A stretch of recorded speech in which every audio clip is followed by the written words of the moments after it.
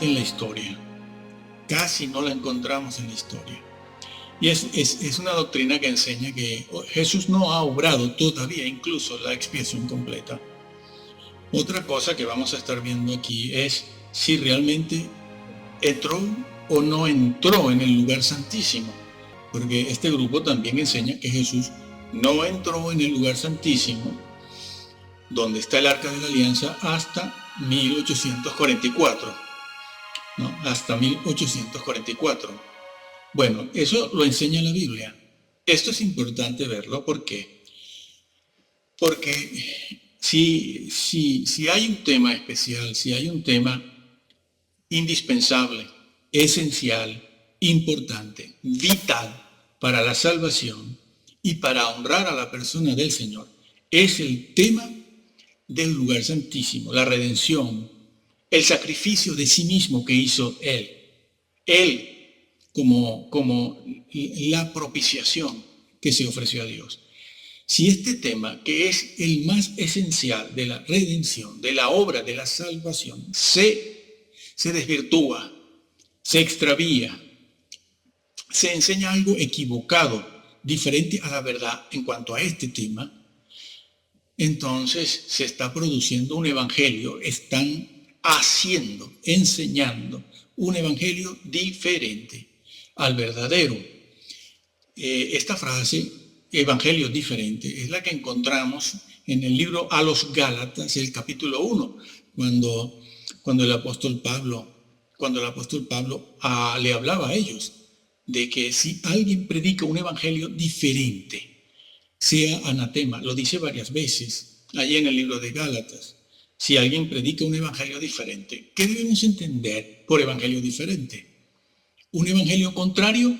No, contrario no, porque el término griego que ustedes pueden averiguar utilizado allí es en el versículo 8, versículo 9, es un vocablo, es una palabra griega, para, sí. Ese término, ese vocablo griego, para, significa diferente, es decir, algo que no necesariamente es contrario, sino que es diferente, porque hay cosas que pueden ser contrarias, pero no diferentes. Bien, Pablo dice, si alguien os enseña un evangelio diferente, el vocablo para significa un evangelio puesto al lado del verdadero, un evangelio puesto al lado del verdadero, que se parece mucho, que corre paralelo, corren los dos, el verdadero y el diferente, no contrario, contrario no.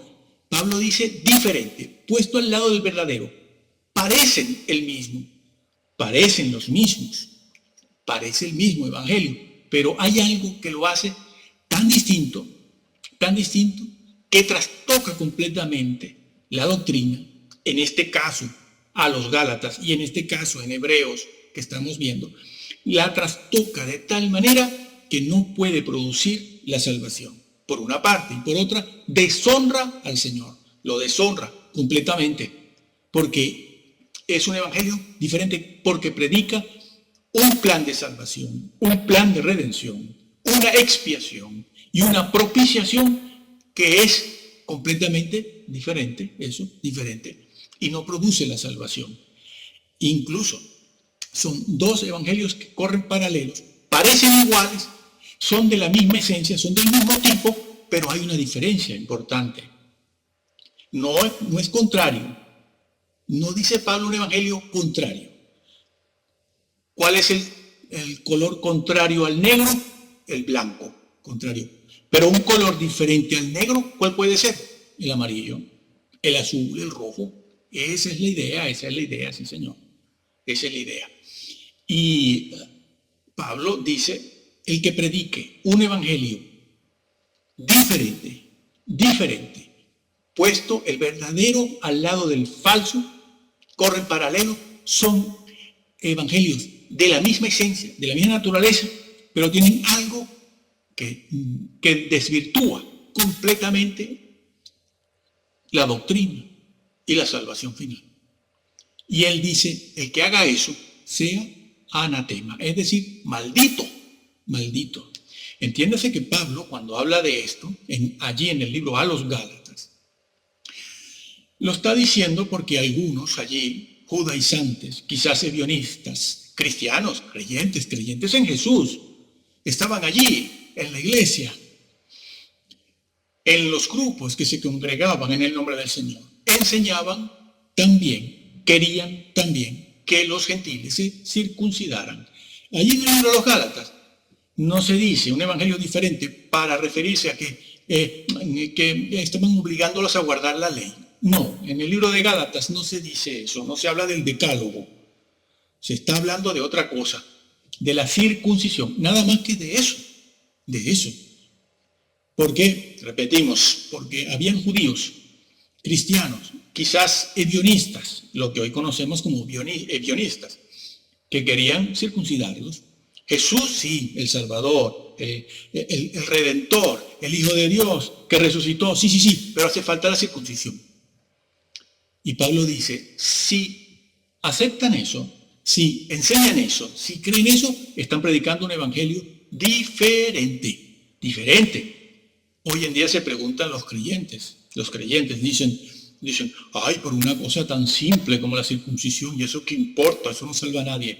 Bueno, pues te pierde, porque eso cambia completamente el evangelio. Lo cambia completamente en última instancia, lo cambia. Por eso Pablo dice, el que crea esto, aceptando a Jesús, creyendo en Jesús y todo lo que tiene que ver con él, si llegas a hacerte la circuncisión, si creen eso, están predicando un evangelio diferente. Esto de esta enseñanza que dice que Jesús no obró la expiación completa, que Jesús no entró en el lugar santísimo hasta 1844, es lo mismo, es un evangelio diferente. Esta es la doctrina oficial de los helenistas, adventistas, aunque algunos maestros de los adventistas, dándose cuenta de que esa doctrina no es evangélica, no es bíblica, están enseñando la verdad de que Cristo sí expió completamente los pecados del hombre y sí entró en el lugar santísimo en el momento de su muerte, su resurrección y ascensión. Porque claro, no es la doctrina oficial, la teología oficial de los adventistas, que enseña lo que ya hemos dicho, que Jesús no obró la expiación completa y que Jesús no entró en el lugar santísimo hasta 1844 y muchas otras cosas que nosotros en este momento no estamos viendo aquí. Pero vamos a ver si eso es verdad. Si ese evangelio que esta señora predicó se corresponde con la verdad bíblica, porque si no, es un evangelio, repetimos, diferente, totalmente diferente. Se parece al verdadero, pero no lo es, porque han cambiado la esencia de la obra de la redención, la esencia misma. Si cambias eso y crees lo que ellos han escrito, en lugar de creer lo que está escrito en la Biblia, ¿no? Bueno, allí entró Jesús. Y tan es así que fíjense que más adelante en el libro de Hebreos, el capítulo 10, el versículo 19, leemos, dice el escritor así, así que, hermanos, teniendo libertad para entrar en el lugar santísimo por la sangre de Cristo, lo dice. Incluso el apóstol aquí nos hace una invitación a nosotros mismos a entrar en el lugar santísimo. Sí, ¿por qué? Por el camino nuevo, dice. Por el camino nuevo, por la sangre de Jesús. Teniendo libertad para entrar en el lugar santísimo por la sangre de Jesús. La sangre de Jesús se hizo efectiva allí, hace 2000 años, en el lugar santísimo. ¿Por qué? Porque la expiación fue completa. ¿Por qué fue completa? Porque si se hace la ofrenda, se hace el sacrificio propiciatorio, entonces se ha obrado la expiación completa, ¿no? Se ha obrado la expiación completa, se ha derramado la sangre, se le ha ofrecido a Dios. Y en este caso fue Jesús, el perfecto, hombre perfecto, el que se ofreció. Entonces la expiación se ha completado. Bueno, Jesús pagó. Tan pagó que aquí el capítulo 10 de Hebreos El versículo 19 dice, ahora tenemos libertad para entrar. ¿Por qué? Porque Jesús entró con su sangre una vez para siempre. Bueno, abrió el camino. Nos gustaría leer el capítulo 9 y los versículos 6, 7 y 8, que es donde se nos dice lo que, o está la referencia que he hecho antes al capítulo 8, que no es el 8, es el 9. Y leemos, y dice, y así dispuestas estas cosas, en la primera parte del tabernáculo entran los sacerdotes continuamente para cumplir los oficios del culto, es decir, el lugar santo. Pero en la segunda parte, es decir, el lugar santísimo, solo el sumo sacerdote una vez al año, no sin sangre, claro, si entra sin sangre se muere. Dios lo juzga, lo juzga. Dios lo va a juzgar. Solo el sumo sacerdote una vez al año, no sin sangre, la cual ofrece por sí mismo y por los pecados de ignorancia del pueblo, dando el Espíritu Santo a entender con esto que aún no se había manifestado el camino al lugar santísimo. Claro, no se había manifestado. El vocablo griego usado aquí para manifestar es poner en evidencia, descubrir, mostrar.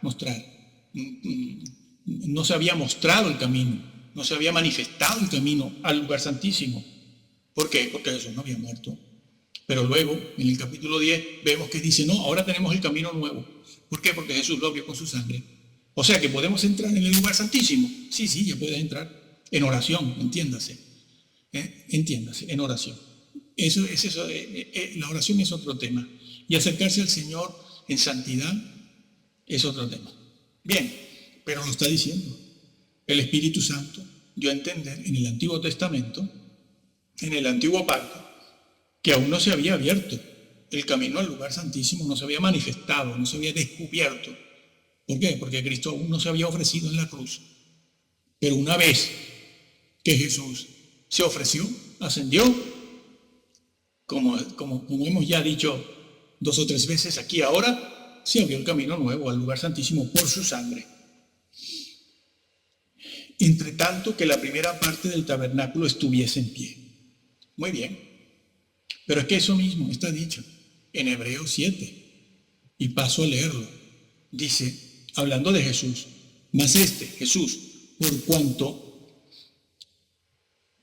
permanece para siempre, es decir, está hablando de su inmortalidad, permanece para siempre. Jesús es inmortal en su cuerpo.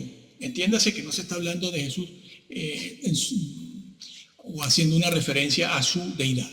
Ya sabemos que Él es eterno, porque es Dios, o mejor dicho, tiene deidad.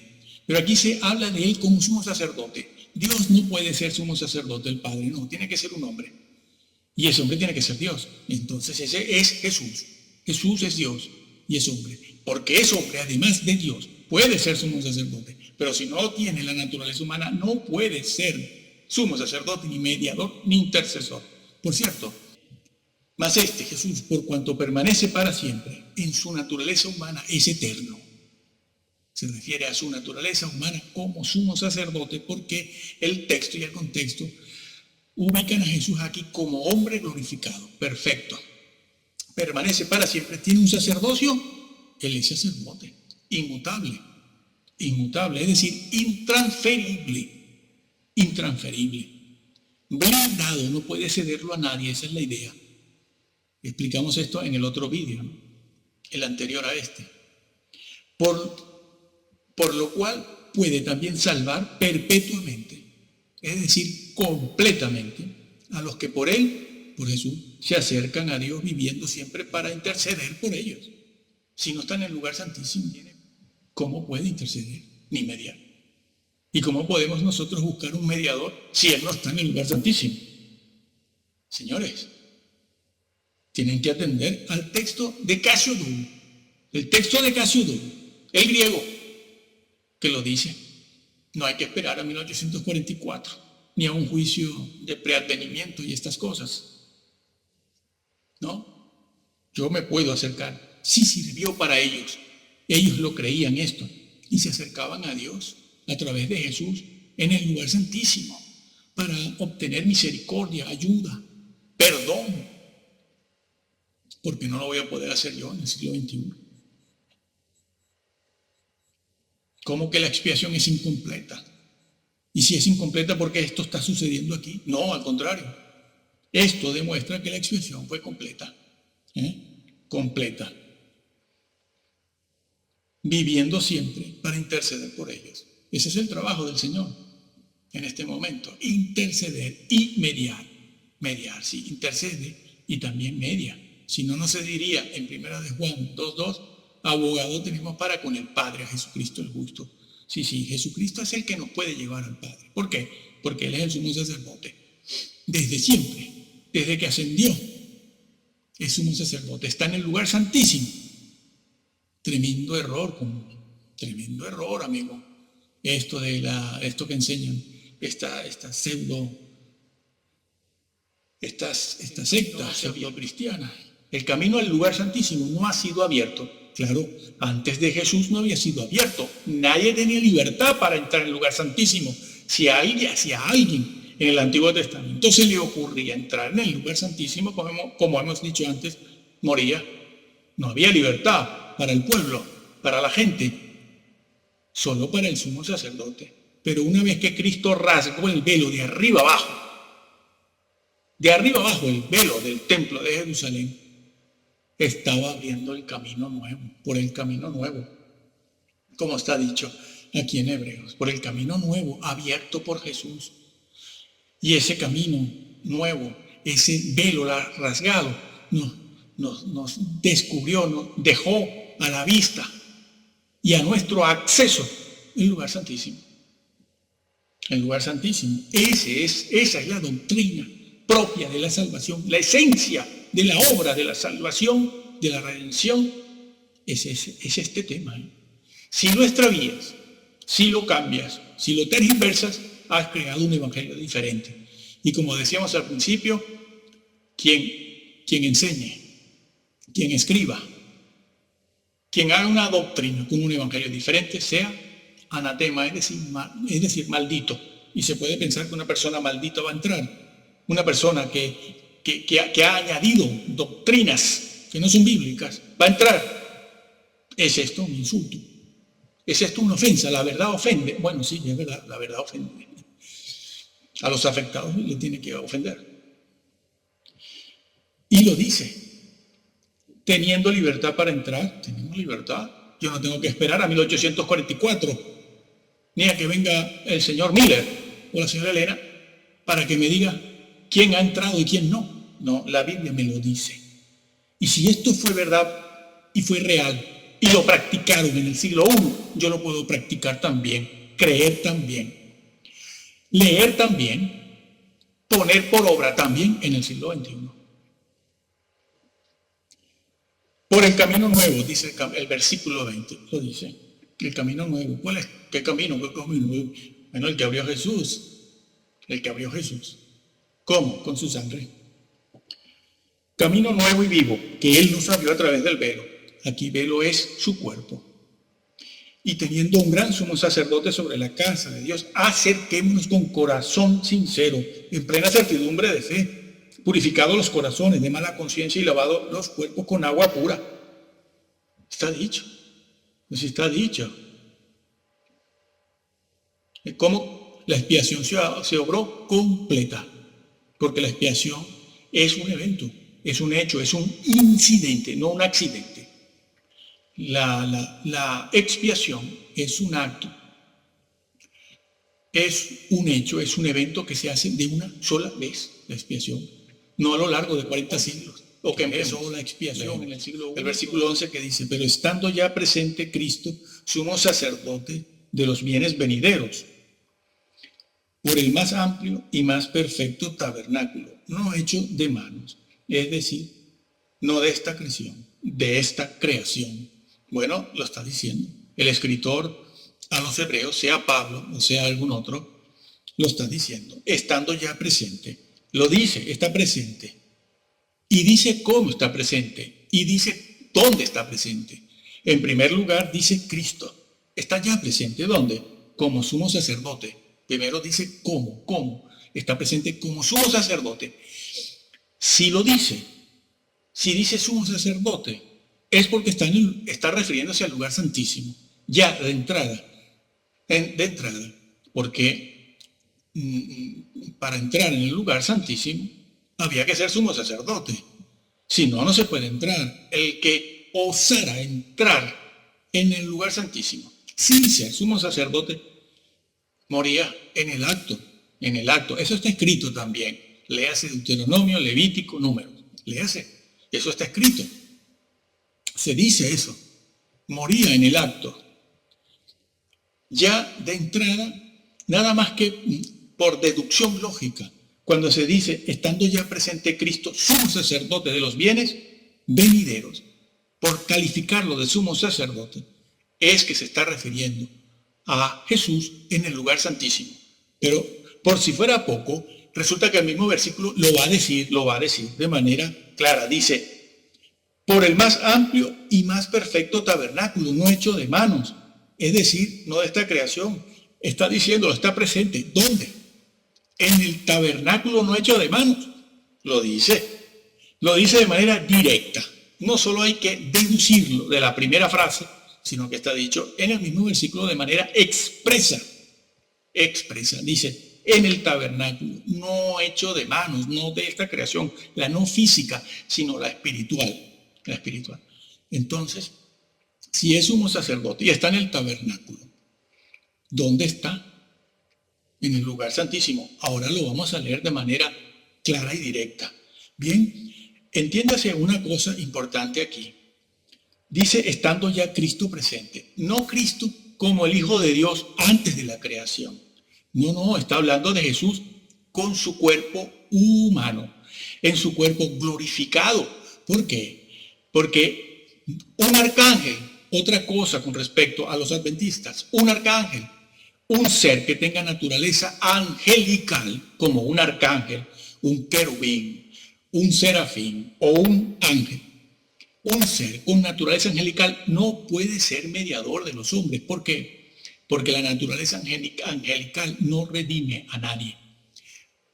Una naturaleza angelical no es humana, ni redime. Quien redime es un hombre, que es Dios también. En este caso, Jesús. Jesús tiene deidad. Ese hombre se dice que es Dios no porque sea Dios el Padre, no, es Dios el Hijo. Pero decimos que Jesús es Dios porque tiene Jesús deidad. Deidad. El Padre tiene deidad. Jesús, la segunda persona de la deidad, tiene deidad, o de la Trinidad, tiene deidad, y el Espíritu Santo tiene deidad. Entonces, solo un ser que fuese Dios mismo, que tuviese deidad, y fuese hombre, podía redimir a los hombres.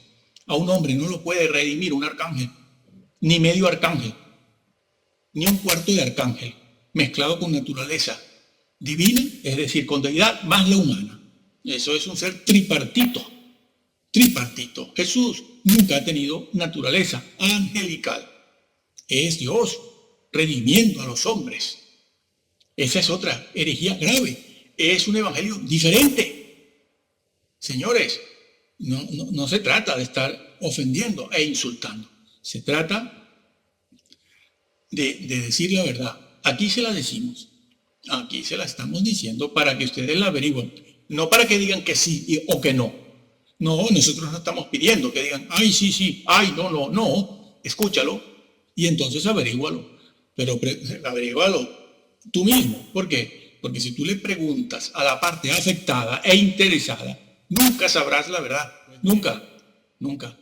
Piensa que es lo que deben hacer, averiguar la verdad. A ver si es verdad todo esto. Seguimos con el versículo 11 del capítulo 9 de Hebreos, que resumimos, pero estando ya presente Cristo en su naturaleza humana, un hombre, según Hebreos 4, Hebreos 5, solo un hombre que sea además sumo sacerdote, un ser que tenga naturaleza humana, y otra vez repito, que sea sumo sacerdote, es decir, mediador, puede traer la redención y la salvación. Así que ya estamos viendo, ya intuimos, además de ver de manera clara, que Jesús entró en el lugar santísimo, en el momento de su ascensión. Bien, eso en el versículo 11. Y el 12 dice, y no por sangre de machos cabríos ni de becerros, sino por su propia sangre. Entró, lo está diciendo, entró una vez para siempre en el lugar santísimo, habiendo obtenido eterna redención. Bueno, aquí cositas que tienen que ver con la gramática, la semántica y el idioma en que fue escrito esto. Por cierto que esto está en griego así en cualquiera de los manuscritos que tenemos a mano, sea el Textus Receptus como los alejandrinos, el texto, los varios textos alejandrinos que tenemos, ¿no? De los cuales han salido algunas versiones eclépticas, hechas por las sociedades bíblicas. Bueno, aquí seguimos el Textus Receptus. Bien, lo dice, y no por sangre. ¿Por qué se refiere el versículo 12 a la sangre? Y dice que Jesús entró, pero no con su sangre, no con sangre de machos cabríos. Está diciendo que Jesús entró, pero no con la sangre de machos cabríos, sino con la suya propia. Y lo dice, entró. ¿Y por qué nombra a la sangre? Bueno, menciona a la sangre porque para entrar en el lugar santísimo era necesario, era obligatorio entrar con sangre, la sangre de un sacrificio, una ofrenda, para calmar la ira de Dios, claro. Esto de la sangre no se lo ha inventado nadie, está escrito, fue Dios quien demandó sangre.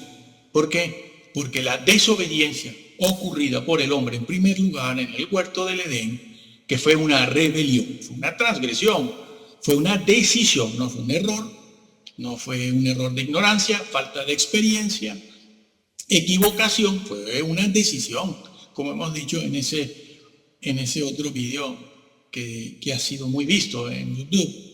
Bueno, pues la sangre se ha de derramar porque cuando el hombre pecó en el Edén, decidió no seguir a Dios, sino seguirse a sí mismo y al diablo. A esa rebelión le corresponde una sentencia. ¿La sentencia cuál era? El día que de él comiereis, ese día moriréis. Esa es la sentencia. Entiéndase que la muerte allí es una muerte eterna de la que está hablando el Señor, porque la ley quebrantada es una ley eterna. La ley eterna es Dios quien la ley pide una ofrenda, una compensación, un castigo por la ofensa que le hemos hecho en el Edén. Y eso implica derramar sangre. Por eso se habla de sangre. Siempre se habla de sangre. Y por eso se dice así aquí, que Jesús entró no con la sangre de machos cabríos, becerros, ovejas, etc., sino con la suya propia. Porque Dios no admite otra cosa. No lo decimos nosotros, lo dice Dios. Alguien tiene que pagar por esa ofensa. Alguien tiene que pagar por esa ley quebrantada. Alguien tiene que pagar por el desaire y porque ¿qué le hemos hecho a Dios? Por la bofetada que le hemos dado al Señor. Ha sido una decisión a cara abierta. De cara a cara se lo hemos dicho. Sí, yo hago lo que quiero y me voy a guiar por lo que quiero. Todos hemos hecho eso. Todos. Todo eso. Pues bien, ese cordero era mandado al desierto cuando la expiación, el hecho había terminado. Ya se realizó la expiación, ya no hay más nada que hacer. Pues manden a ese cordero al desierto, que aleje todos los pecados de aquí. Pero decir que no es lo mismo que decir que el diablo carga con nuestros pecados. No, él no carga con nada. Ya bastante rebelión tiene encima. Bien. Bueno, el capítulo 5 de Hebreos también. Podemos leer Romanos, y dice lo mismo. Y Efesios dice lo mismo también. El libro de Efesios. Bueno, pero estamos en el libro de Hebreos, capítulo 5, el versículo 9 y 10 dicen así: y habiendo sido perfeccionado, Jesús vino a ser autor de eterna salvación. Allí, en aquel momento fue autor de eterna redención, porque si la expiación ha sido incompleta hasta 1844, y lo sigue siendo ahora. Entonces no hay una redención. La salvación no se ha obrado. Nadie es salvo todavía. Porque sin expiación no hay redención, no hay reconciliación. Es la lógica teológica, la secuencia teológica en este caso. Si no hay expiación completa, no hay reconciliación, porque lo que buscaba la propiciación y la expiación era la reconciliación del hombre con Dios, es decir, la comunión, restablecer la comunión, como le fue dicho a la iglesia de la Odisea: yo estoy a la puerta y llamo y toco, si alguno abre, entro y ceno con él. ¿Qué pasaba con la iglesia de la Odisea, que es la iglesia que estamos viendo hoy en día? Que había comunicación, pero no había comunión. Y Jesús está tocando la puerta afuera. Si no fueran creyentes, no tocaba. Y está tocando, está pidiendo. No, salvos, siempre salvos, predestinados no. Jesús no obliga a nadie, no va a derribar la puerta. Jesús no va a derribar la puerta. Él toca a personas que conocen y saben y se han comunicado. No personas que tienen comunión. ¿Qué es lo que está buscando Jesús? Arrepentimiento. Compra de mí oro refinado en fuego. Compra. Échate colirio para que veas, que no ves, ciego espiritual. Si alguno abre, no si alguno está predestinado, no, el que abra. Entraré, cenaré con él, es decir, tendré comunión con él. Pues la expiación lo que ha logrado es restablecer esa comunión, que no es otra cosa más que la reconciliación entre Dios y los hombres. Aquí dice, pues, y habiendo sido perdonado, vino a ser autor de eterna salvación para todos los que le creen. No, le creen, no, le obedecen. Puede ser borrado del libro de la vida, que puede ser borrado. Sí. Y fue declarado por Dios sumo sacerdote. ¿Cuándo fue declarado? Fue declarado ya. ¿Y cómo es que estos otros dicen que no? Que hasta el siglo XIX no había entrado, no había sido. Bueno, pero es que el libro de Hebreos dice otra cosa. Yo sigo el amor en la verdad y sigo la verdad en amor. Fue declarado sumo sacerdote según el orden de Melquisedec. ¿Cuándo fue declarado? Cuando ascendió. Traspasó los cielos. Lo dice aquí también. El capítulo 4, el versículo. Así que Jesús entró, necesitaba la sangre. Y el hecho de que se mencione la sangre y la suya propia de él, de Jesús, es una afirmación o reafirmación de que lo está haciendo en el lugar santísimo. Está entrando en el lugar santísimo. Por eso se ha dicho en el versículo anterior que entró presente ya a Cristo como sumo sacerdote. Claro, un sacerdote no puede mediar por nosotros, ni aquí, ni en el reino, ni en el cielo, ni en el trono, ni en ningún lugar. Tiene que ser un sumo. Estamos viendo que Jesús entró una vez para siempre, y lo dice, lugar santísimo, ¿sí? Rey Casiodoro de Reina y Reina Valera, Cipriano de Valera, Reina Valera, tradujeron bien. Lugar santísimo. Claro que en el griego original se dice y se habla de entró en los santos, en plural, los santos. ¿Y cómo se traduce eso, los santos? Que entró con su propia sangre una vez para siempre en los santos.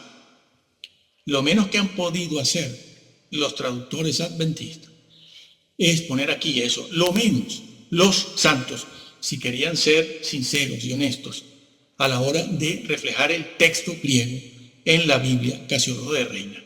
Porque Casiodoro de Reina no hizo lo que han hecho ustedes, los adventistas, poner santuario ahí, o tienda. No pueden poner santuario ni tienda, porque no se está diciendo que entró en una tienda con su sangre, ni en un santuario con su sangre. Está diciendo que entró en los santos. Y lo menos que han podido hacer, en honor a lo que uno se encuentra, si quiere hacer una traducción, una equivalencia, palabra por palabra, formal, es poner los santos. Pero como está en plural, es como un superlativo nuestro, es como una idea máxima, una expresión que hace una máxima calificación, una calificación de un vocablo donde se quiere expresar lo sumo, lo superior. Entonces no se puede poner los santos, ni lugar santo, ni tienda, sino, como está en plural, se ha de poner lugar santísimo. Casiodoro tradujo bien.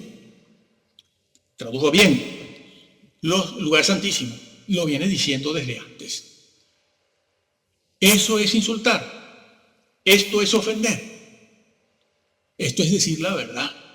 Es la verdad. No pueden actuar como actuaron los Caifases y los Ananáses, Caifás y Anás, en el tiempo de Jesús, que teniendo la palabra, conociéndola bien, pudieron decirle a los reyes del Oriente dónde nacía o nacería el Señor. Sin embargo, no les sirvió de nada, amigo. No les sirvió de nada. Esto es ofensivo, decir la verdad. Y si aquí el versículo vamos a seguir viendo otros, dicen todos ellos que Jesús entró en el momento de su ascensión, en el lugar santísimo, y mostró su sangre en aquel momento, por lo cual obró la expiación completa. ¿Por qué lo desmienten? ¿Por qué? Porque si está escrito, es que está escrito. Una y otra vez. Bueno, eso es lo que está diciéndose aquí. Bueno, es más. Si entró en el lugar santísimo es porque obró la expiación. La expiación consistía en eso, en el derramamiento de la sangre, en un sacrificio, una ofrenda y un sacrificio que fuera grato al Señor. E incluía de manera obligatoria el derramamiento de la sangre. Entonces Jesús es el Cordero de Dios. Jesús es la propiciación sacrificada, cuya sangre se derrama en el propiciatorio. El propiciatorio era la tapa del arca, la cubierta del arca de la alianza. Y Jesús es la propiciación que se ofrece como una ofrenda en el propiciatorio para hacer propicio a Dios, como aquel publicano que decía: Señor, sé propicio a mí, pecador. ¿Qué estaba diciendo? Estaba diciendo: sé favorable conmigo, favoréceme, escúchame, reconcíliate. Porque ese hecho es lo que logra aplacar la ira de Dios, ese derramamiento de sangre, ofreciéndole a Dios ese cordero en sacrificio, ofrenda, es lo que aplaca la ira de Dios. Sí. El problema del pecado, la rebelión, la transgresión, no está en el hombre, ni en el diablo, como también han enseñado. Ahora lo estaremos viendo aquí también. Hablaremos de Azazel. El problema no está en el diablo. El problema no está en el hombre, el problema está en Dios. Por eso los sacrificios se ofrecen a Dios, no al diablo ni al hombre. ¿Dónde está eso, Dios mío? En el mundo satánico sí que está. Ahí se va a encontrar eso. Es más, Dios prohibió allí en Levítico 17. Son muy importantes los capítulos de Levítico entre el 16 y el 17, 15, 16 y 17. Prohibió derramar sangre y ofrecer o hacer sacrificios a los demonios.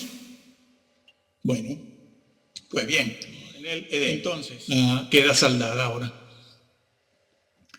a fin de que Él sea el justo. Claro, Dios manifiesta su justicia en este tiempo, su justicia, a fin de que Él sea el justo. Claro, Él es justo. Él no se hace la vista gorda, ni es menso, es manso, pero no menso, no tonto. Y cuando hay que sacar la espada, el Señor la saca. O es que no va a venir con la espada en la mano. Sí, ya lo sé, la espada de su boca. Y el que justifica al que es de la fe de Jesús, entonces puede justificar. Muy bien, pero eso mismo está dicho en Romanos 5, versículo 18.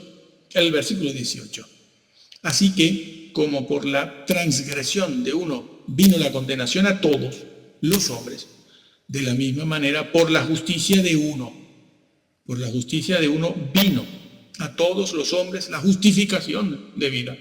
Por la justicia de uno. ¿Quién vindicó la justicia de Dios? Siendo clavado o dejándose clavar en la cruz, Cristo. y al dejarse clavar en la cruz, pagaba la sentencia eterna, la pagaba. Muy bien. Así, y todo eso se hacía para aplacar la ira de Dios. Y entonces Dios se volvía o se hacía propicio a mi pecador. Es decir, se logra la reconciliación. Y Cristo, cuando entra, como hemos visto ya en el lugar santísimo, muestra sus marcas. Entra no solo como el Cristo preencarnado, sino entra como un hombre allí en la presencia de Dios, en su trono de majestad, donde está Dios el Padre. Allí en ese lugar, en el lugar santísimo, donde todo es santo, todo, absolutamente allí es santo. Por eso es el lugar santísimo. Lo que no es santo allí no puede estar. Allí entró por primera vez un hombre, ¿sí? Allí nunca había habido un hombre. Y por primera vez estuvo aquí, en el tiempo de los apóstoles, cuando el Señor resucitó en el siglo I. Allí entró ya, no hubo que esperar a 1844, ni a 1860 o 63. No, allí entró en aquella época, hace 20 siglos. Entró en el lugar santísimo un hombre, pero era un hombre perfecto. Y entró con sus marcas, las mismas que le mostró el Señor a Tomás. ¿Por qué? Porque era un cuerpo humano. Eso es lo que salva, eso. La humanidad, una humanidad, un hombre es el rey del universo. Un hombre, olvídense de grises, grandes, pequeños, draconianos, reptilianos, luciferianos, masones y de todo esto. Esto es una cuestión temporal. Una vez muertos todos ellos, esos van para abajo. Pecados. Es pura el amor de Dios no borra pecados. Su justicia es la que borra pecados. ¿Y cómo se perdonan esos pecados y la transgresión del hombre en general? La rebelión del hombre en toda la redondez de la tierra desde el huerto del Edén. ¿Cómo se borra? Con una expiación. ¿Cómo se expían los pecados? Haciendo una propiciación. ¿Cómo? ¿Cómo se hace esa propiciación? Bueno, entrando en el lugar santísimo y ofreciendo allí, o mejor dicho, asperjando con la mano la sangre de un cordero sacrificado. Y eso se dio todo en la persona de Jesús. En la persona de Jesús se dio por completo, la expiación es completa. Se realizó completa en el primer siglo. De allí que el evangelio que se predica hoy en día es un evangelio en general, en todos lados, en casi todos los púlpitos que hemos visto durante 38 años o quizás unos pocos más. Es un evangelio francamente incompleto, porque el amor no es el problema de Dios, o no es Dios no tiene ese problema, no es que le falte el amor porque el hombre pecó, no. El problema en Dios es su justicia, que ha sido violentado. Él ha sido violentado en sus leyes, en su esencia, porque sus leyes son un reflejo de su esencia misma. Nada que no lleve la esencia misma de Dios es un reflejo de Dios. Dicho de otra manera, cuando Dios hace algo o de Él emana algo, eso que emana siempre lleva sus atributos, sus distintivos, su esencia, su naturaleza. Cuando Él dio los 10 mandamientos, estaba dándose a sí mismo. Y, por ejemplo, si uno de los mandamientos dice, y este es un ejemplo muy, muy sencillo, trivial, simplón, si hay un mandamiento que dice, no matarás, lo da porque es un reflejo de la esencia y la naturaleza de Dios. Es decir, Dios no mata. Y como Él no mata, da una ley que dice, no matarás. Bien, se puede concluir con realizando un resumen con ciertas afirmaciones que se desprenden de todos estos versículos, o con preguntas que han sido respondidas con apenas estos versículos rápidamente. ¿Cómo puede o cómo pudo entrar Jesús en el lugar santísimo algo que está dicho en el Nuevo Testamento que entró.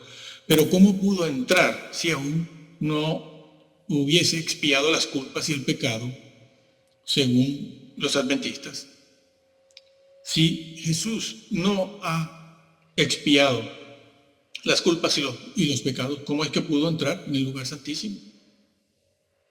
Otra cosa más, si la expiación no es completa, tal y como asevera la doctrina oficial, la oficial de los adventistas, si la expiación no es completa, ¿para qué mostró su sangre? Porque también el libro de Hebreos dice que mostró su sangre en el lugar santísimo. Pero si la expiación no era completa, ¿para qué mostró su sangre? La cual fue derramada para expiar la rebelión, la transgresión. Pero Cristo derramó su sangre y esto le permitió entrar en el lugar santísimo. Es su sangre la que logró la redención. ¿Cómo dicen entonces que es incompleta? No hay salvación, ni reconciliación, ni se es propicio si la expiación no es completa. Pero si Él hizo todo esto que hemos visto, derramó su sangre, entró al lugar santísimo y logró la redención, está dicho eso de lograr la redención, logró eterna salvación. ¿Cómo entonces es que se dice que la expiación es incompleta? La iglesia de los primeros siglos consideró, y lo vemos por la historia, que sus pecados habían sido perdonados y que el Señor estaba allí. La Biblia, por otra parte, no habla de Jesús completando una expiación, sino que más bien presenta a Jesús en el lugar santísimo. Habla de Jesús intercediendo, mediando por los creyentes. Algo también dicho por el apóstol Juan, por ejemplo, en 1 de Juan 2:1. Abogado tenemos para con el Padre. La Biblia lo presenta mediando. Y no se puede mediar e interceder a menos que se esté funcionando como un sumo sacerdote cuya sangre derramada ha sido aceptada en el lugar santísimo. Entonces, ¿cómo dicen que no? La doctrina oficial dice eso. La de los adventistas dice eso. Pero la Biblia no dice eso, sino lo que estamos enseñando nosotros aquí. Algo más. ¿Y cómo sería posible todo esto si la expiación fue incompleta? En el lugar santo no se presenta sangre expiatoria por los pecados. No pueden decir que es en el lugar santo, es decir, el espacio que estaba antes del lugar santísimo. No, en el lugar santo no se derrama sangre. La sangre se derrama en el lugar santísimo, que es lo que dice la Biblia que hizo Jesús. El tabernáculo celestial, por otra parte, no necesita ser expiado. La sola presencia de Jesús limpiaba todo.